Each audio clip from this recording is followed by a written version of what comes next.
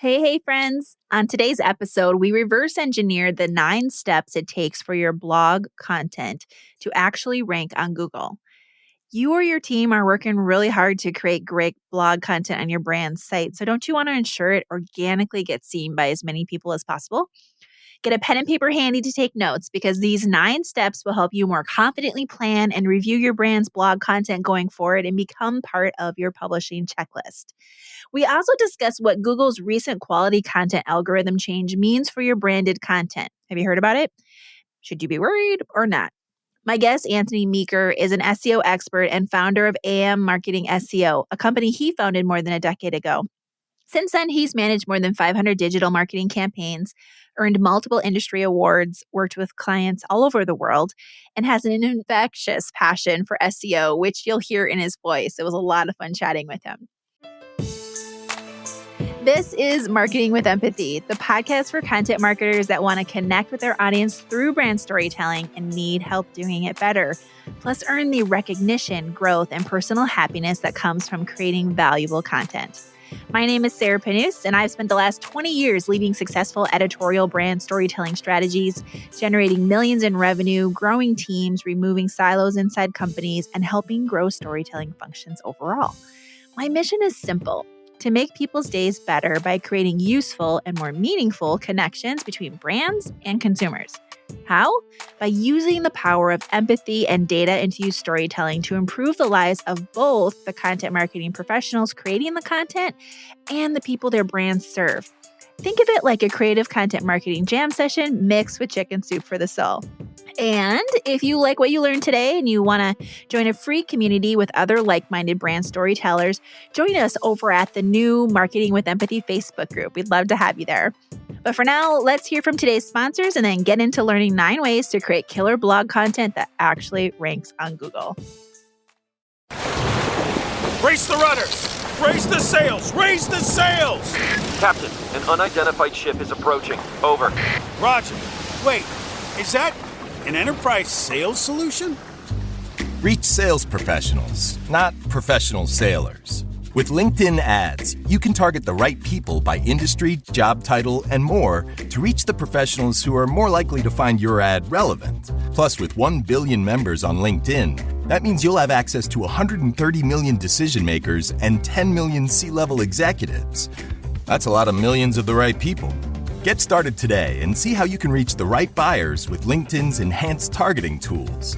We'll even give you a $100 credit on your next campaign. Go to linkedin.com/MPN to claim your credit. That's linkedin.com/MPN. linkedin.com/MPN. Terms and conditions apply. Hilton brings you new ways to stay, with experiences that let you capture the glory days. Introducing the Graduate Hotels. Each inspired by local college towns, these stays are always original and never boring. Get in touch with traditions all across the country and enjoy a stay that's a class above the rest. Book at Graduate Hotels with Hilton Honors Points at Hilton.com. It's a win-win. Hilton, for the stay. Let's talk about Google's recent announcement. They recently announced that they're going to be prioritizing quality content in rankings in what they're calling, quote, helpful content update. So I'll just give a little background, and then Antonie, I'd love to get your take on this. They said it's an update to better surface original, helpful content made by people for people, rather than content made primarily to gain search traffic. It's an effort to show more unique, authentic info in results. And they said that they're going to increase exposure to testimonial type review content in this. So, Antonie, what does this announcement really mean then for like brands and corporations that are creating online content?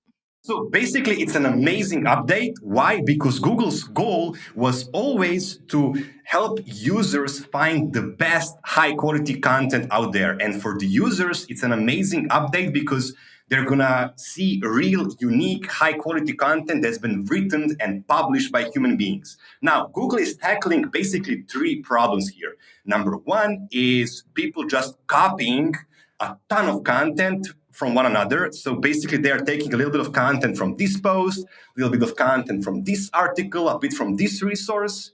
The second thing is that they're doing is they're using these AI softwares like Article Forge and brands like those that are basically creating an AI version of the content.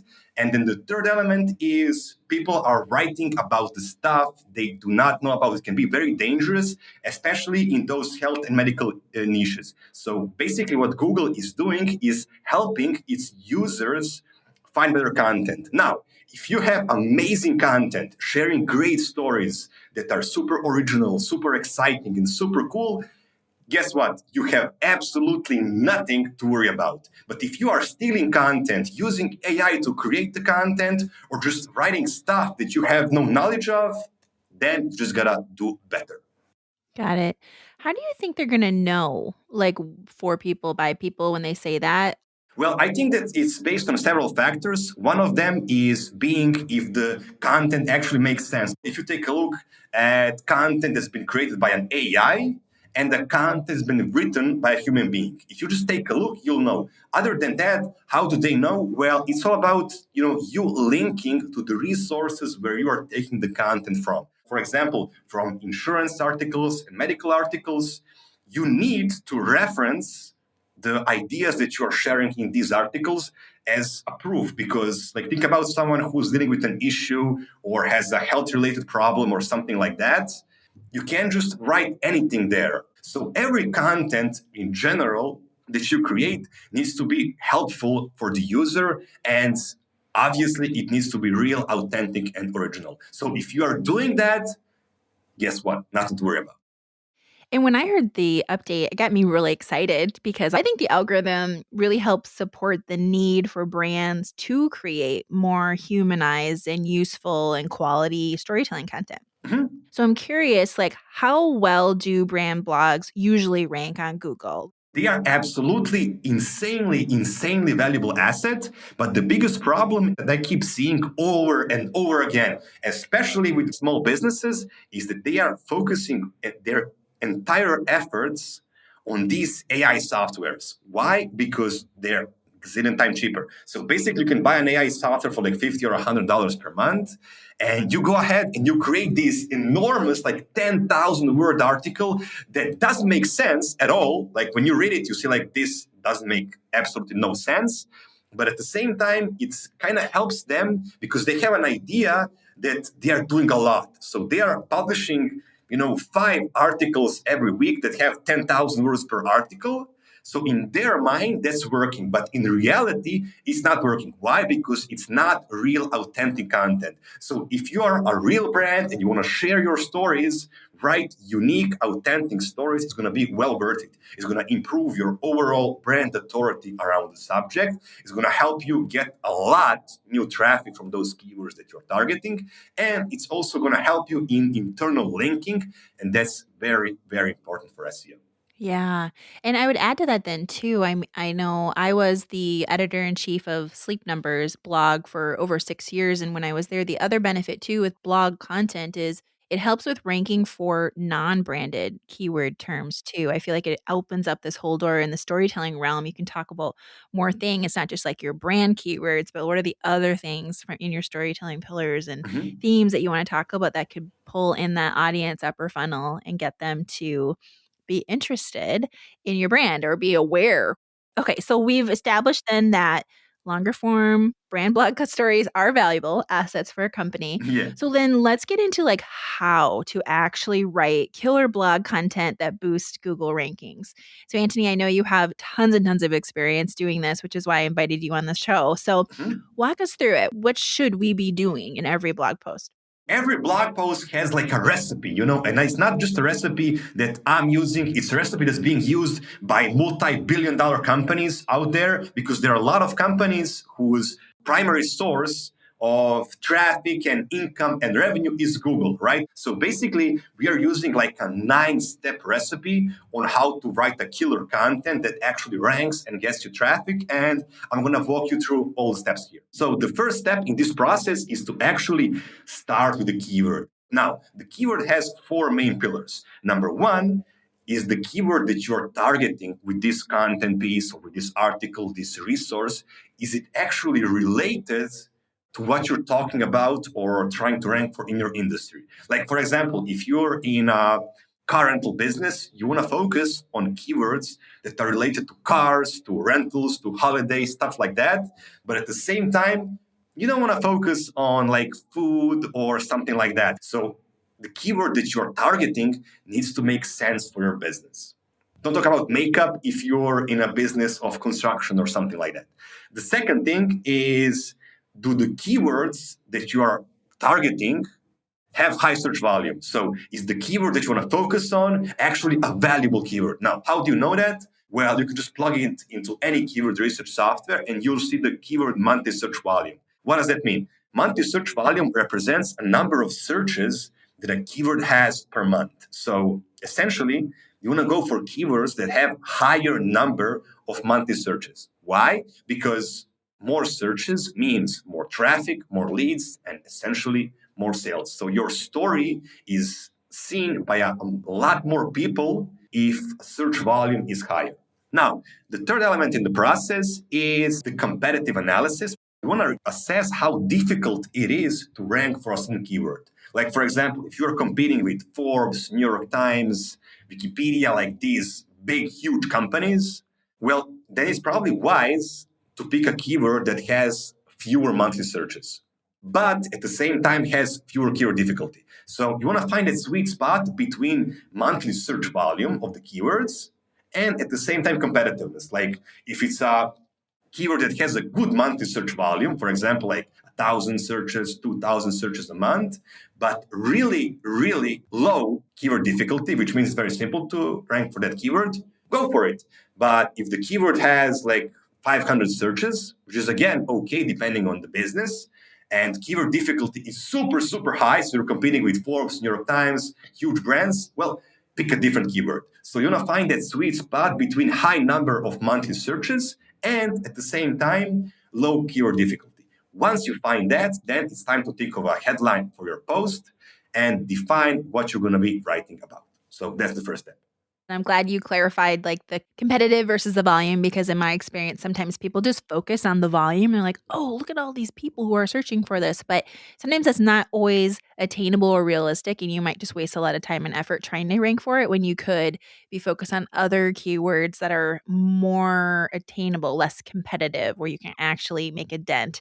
Okay, so that's first step. So what do you do second?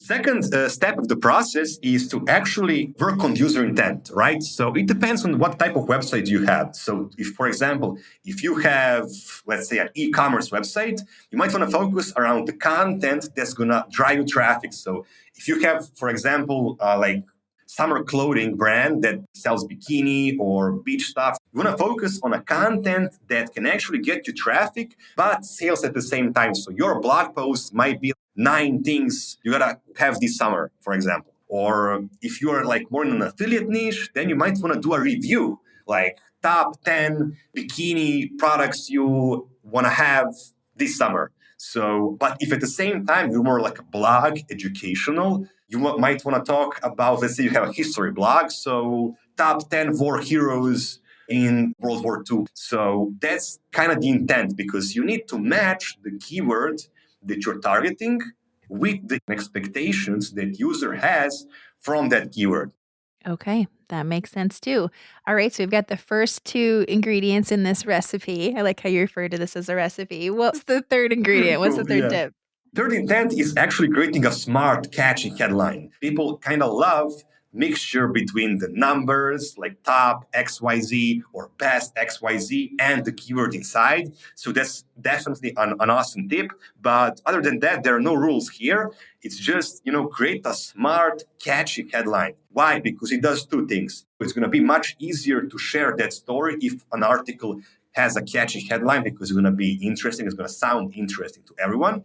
And the second one is because the better your headline is, on average, the higher click-through rate you're going to have. So, for example, if the headline is World War II, the first headline, and the second article is like top 9 war heroes from World War II, number 7 is going to surprise you. Then the second one is going to be much more enticing, appealing, attractive. So it's on average going to get more clicks and higher click-through rate. So let's say you've published a blog story, you have the headline, and maybe the company has some paid ads they're doing behind it, and they're testing out a few different headlines in their ads to see which ones attract people more. And they learn, hey, we actually want to change our headline in the blog post because we have a new one that's a little tweak and it's better. Mhm. What is the advice from an SEO perspective of going into something that's already published and changing the headline? So there are basically two things. Number one is change the headline. If the headline sucks or if you change your mind about the headline, go for it, change it. But do not, under any circumstances, if the blog post or article or piece or whatever is already ranking on Google on a decent position, do not change the URL. So headline and URL do not need to be the same. So that's the first advice. And the second advice is make sure to add keyword or its variation inside of the headline, but in a natural, attractive, and normal way. So because people are trying to shove as many keywords as possible inside of their headline, which is wrong. It doesn't sound natural. It's not attractive. It's not appealing. So follow-up question then to that. What if, because you mentioned, and that makes total sense, don't change the URL if it's ranking well. What if it's not ranking well? What if it's like pretty recent? It's only been live for a couple of weeks and nothing's really ranked yet. Is it okay to change the URL? Like, should you to optimize it, or should you just leave the URL alone, let it keep building its juice, and then just work on modifying the headline itself? If the article is that has a poor URL that needs to be changed, absolutely go for it. Like if it's only a couple, weeks old, even sometimes a couple of months old, go for it, change it. Yeah. Okay, great. Thank you for clarifying that. Yeah. So then we're up to ingredient number 4. What's next? So after you've defined a powerful headline, you need to calculate how long should your content be. So for example, if you Google the keyword that you're searching for, you'll probably see, hundreds of websites there. Just go into the first 4 websites and see how long their articles or their pages or their resources are. So like let's say that you have 4 websites ranking on top 4 positions, and you just go into every single one of those websites and see how long the article is. So on average, I think that positions number 1 to 3 have around 1,444 words. So that's like a sweet spot that you want to go after. If their average is, let's say, 2,000 words, then just make your content a bit longer than that. So 2,200 words, 2,400 words, something like that. So that's essentially a recipe on how to calculate how long should your content be. Got it. And is the idea of going a little bit longer is that it'll show like the algorithm, like, hey, this article has a little bit more value in it because it's sharing a little bit more? Yeah, exactly. Okay. So as long as you define a word count and make sure that you have valuable content to support that word count, that works. But if you're just adding words for the sake of adding words, then don't do that. I mean, that's not good for SEO. Ingredient number 5. What's next? Yeah, so ingredient number 5 is all about creating an outline of your content. That basically means defining your subheading. What's the main focus of the resource or a blog post that you're developing? Make sure you're using a lot of subheadings, bullet points, all of that stuff, because it makes the content easier to read. Now, in this step, you have defined your headline, you have defined how long your content should be, and now you're kind of creating an outline of the blog post, resource, article that you're writing. People say how to know if your article is nicely written for user experience and SEO. Well, if you read the headline, subheadings, and what's bold in the article, you should have a general idea on what that article is all about. So you want to make sure that your outline is actually communicating the story that you want to be communicating in a nice and structured way. For the intro and outro and like to humanize this story from a storytelling perspective, my tip is always, include quotes, like include like real people into your story because right away it helps to make it more personable. It helps to pull your reader in through the eyes of like one person that they may relate to. And then that intro, I call it the thumb stopper. Awesome. So a lot of people are reading content on their phones, right? Yeah. So I think about it as like the thumb stopper, like so they can get a feel for what's the story going to be about. Do I want to keep scrolling through? Do I want to keep reading it? I love how you just said like they should be able to glance through that header and the subheads and the bold words and get a feel for what the story is. But a lot of people don't do that. Humanizing the content is probably one of the most important elements of content writing today, because everyone is just, they're not sharing stories, they're sharing like information, which is not the same, because the story has an intro, the story has thumb stoppers, as you said, quotes, all that stuff, versus share the facts. And it's not the same. Stories and humanizing the content works gazillion times better. Yeah, yeah, and I love the pairing of the 2. So, like, what's the story with the facts and figures if you have that, fine, Yeah. but, like, put a human element behind it, it'll make it a much more interesting read, and it'll help your audience remember it better too. We're over halfway through our recipe here for killer blog Yeah. content. I Yeah. love it. Yeah. Okay, what's the 6th ingredient then? So the sixth ingredient is about writing quality content. Now, the biggest mistakes that people make, like their top 3, is number 1, they are using, I hate these, like I hate them so much, these AI writers. So they think that just because some AI generated like an article or something, cool, it's good to go. Well, it's not. You need to, as you said, humanize the content. Do not take the AI content and share it. That's very, very bad. The second element there I want to talk about is people just stealing stuff online. So do not do that, because Google is going to recognize that you're just stealing the content from your competitor, from someone else. And then the third problem is people who are not content writers are trying to write the content. So, like, for example, you're a plumber, you have your small plumbing business, and you want to do SEO because SEO is good for your website, but at the same time, you're not a content writer. So if you're a plumber, you're probably an amazing plumber, but you suck in content writing. And I'm sad to say this, but not everyone should be a content writer. So you definitely want to have someone who has an experience and knowledge on how to write content, actually do writing. What's the 7th ingredient? So the 7th ingredient is actually doing on-page SEO on the content. That means optimizing your website to match the keywords that you're trying to target with this content. So, for example, let's say you're targeting keyword summer wear or summer gear or whatever that is. Now, we want to add that keyword, but again, in a natural, attractive, smooth way. The worst thing you can do for SEO is to just stuff your content with as many keywords as possible. That's very bad. Google will recognize that you're just trying to shove those keywords inside.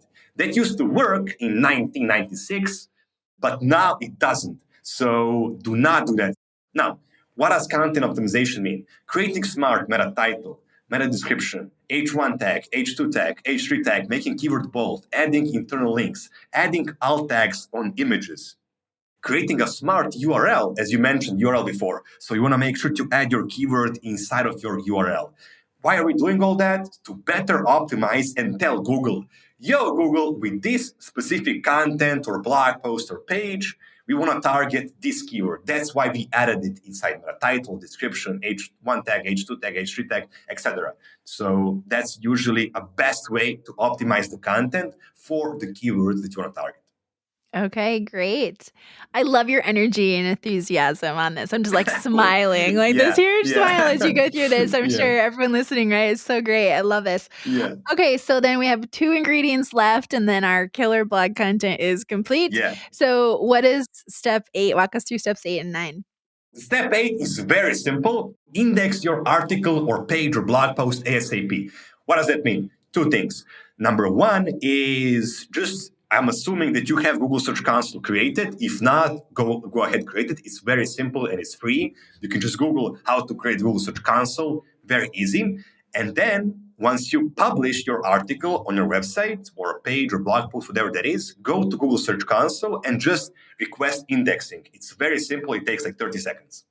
I don't do that. I'm going to look at Google Search Console. Okay, perfect. Thank you. Yeah, cool. And the second thing you want to do here is go to Rapid Indexer. So you just type in on Google again, Rapid Indexer. You'll see the software there. And you are just creating a lot of these backlinks so that Google can actually pick up your content ASAP. Because Google's going to recognize that your content is live through indexing it in Google Search Console and to backlinks, like these quick, simple backlinks generated to this article. For anyone listening that doesn't know what a backlink is, can you explain what that is? Smart. Yeah. So backlink is actually a link from other websites or a website linking to your website. You can view backlinks as votes. Now, the more high quality backlinks or votes you have, on average, the better your content or website is going to rank. Once you have indexed the page through Google Search Console and Rapid Indexer, you want to go to step number 9, which is the final part of our process, of our recipe, and that is those backlinks. Now, there are a lot of backlinking strategies, but they're very, very hard. So if you want to get backlinks, just Google how to get white hat backlinks. You want to make sure that your backlinks are following 5 simple rules. That is number 1, only focus on high quality backlinks. Number 2, go for do follow backlinks. There are 2 types of backlinks, do follow and no follow. Go for do follow. Number 3 is make sure your backlinks are related to the content that you're writing about. Number 4 is get permanent backlinks. So do not get backlinks that get removed over time. And number 5 is make sure you're sending the right backlink to the right SEO page, which means summer wear backlinks to our summer wear website page, while our winter wear backlinks to our winter wear page. So, everything needs to be aligned, starting from the keyword to the content and to the backlink. Okay, so that's all 9 ingredients, right? Yeah, that's 9 ingredients. Amazing. This was so informative. Anthony, how can people connect with you and learn more about the SEO work that you're doing at AM Marketing SEO? So people can just find me through my website, ammarketingseo.com. You can book a free consultation there whenever you want to talk. Most of our clients are in the US, about 90%, and other 10% are from UK, Germany, Sweden, Australia, Singapore. We are open to all natures and sizes of businesses, starting from solopreneurs, small businesses, all the way to mid-sized companies, and even some enterprise clients. And we've specialized in affiliate marketing SEO, e-commerce SEO, local SEO, all these kind of SEO types, even like publications or businesses like those. So I'm happy to share my ideas with you and how I can help, anyone's website rank better. There you go. SEO expert and owner of AM Marketing SEO, Antonie Meeker, walked us through the 9 ingredients to write killer blog content that gets ranked on Google. Remembering this recipe helps give you another tool in your content toolkit to help you more confidently plan and review your brand's blog content. So let's just recap all the ingredients of this recipe quickly. Ingredient 1 was starting with the keyword. What kind of keyword are you trying to rank for? Is it too competitive? What's the monthly search volume? Is anyone in your audience even interested in that? And is it related to your business? The second ingredient is once you define a keyword, work on the user intent. What is the user actually searching for when he or she is searching for that keyword? The keyword and the intent can dictate then what kind of content you should be creating. And after you know the intent and the keyword, we get to the third step is you want to create a smart headline to make sure your article stands out. Now with this one, actually, when I'm doing writing and I'm working with teams of writers, I actually like to do the whole article first to have an idea of what the headline is, but then go back and tweak the headline at the end because sometimes it just shapes up a little differently based on how the story comes to light. So just know that you're going to have a vision, but you can go back and obviously update that. After the headline, step 4 is to think about how long your content should be. So Anthony recommends going 200 to 500 more words than the average of the top 3 competitors, but only if you actually have valuable content to add here. So don't just be stuffing it with words, people. It still needs to be quality storytelling. Ingredient 5, create an outline of your content so you understand the structure and how all the content elements are aligned. 6 is making sure your content is high quality and unique and not just an AI copywriter spin content. Ingredient 7 is make sure you do on-page SEO, and Anthony walked us through that, which was interesting because I didn't know about that. Ingredient 8 is indexing your article in Google Search Console. And the last step, 9, is start generating backlinks. And whatever you do, don't rely on artificial intelligence writers to write your blog content for you. And speaking of tools in your content toolkit, before we finish today's episode, I do have a special bonus for you. See what I did there with that transition? This is good. So, how would you also like to learn 3 ways to improve your content strategy this year? This will help you build stronger brand storytelling plans that connect you with your audience and give you that recognition, growth, and personal happiness that comes from creating great work. I've created 3 really quick videos walking you through 3 ways to improve your content strategy this year. Just head over to kindredspeak.com/favorites and I'll send you the 3 short videos unpacking things that I've learned over the last 20 years about how to humanize your brand, repurpose content, and create a group of allies to help grow and align brand storytelling inside your company. Get this 3 ways to improve your content strategy freebie by heading over to kindredspeak.com/favorites. That's kindredspeak.com/favorites. And if you're feeling like you want even more coaching and mentorship to help you advance in your career, stick around to see if my 3-month Brand Storytelling Academy program is the professional development support that you've been looking for. If you're hearing my voice right now, you're likely a brand content marketer and communications professional who wants to connect with their audience through storytelling and is looking for help to do it better, along with the recognition, growth, and personal happiness perks that come from creating great work. What would it feel like to have the skills, confidence, and know-how to advance your brand storytelling results and love the work you're doing? That's why I created the Brand Storytelling Academy, a hands-on 3-month group training program designed to help brand content marketers like you attract top funnel leads that drive bottom funnel results through editorial storytelling. For 1/6 of the cost to hire a person on your team or onboard a high-level brand storytelling strategist, you or up to 5 people on your team can be developing and accelerating your brand storytelling skills this year. Think of it like a college certification program for you and your team, but you get the knowledge a lot quicker, and your professor, me, has 20 years of hands-on experience guiding you along the way. Curious? I'd love to hear from you. Fill out the application at kindredspeak.com/apply to learn more, and I'll be in touch to answer all your questions and discuss if it's a good fit. That's kindredspeak.com/apply.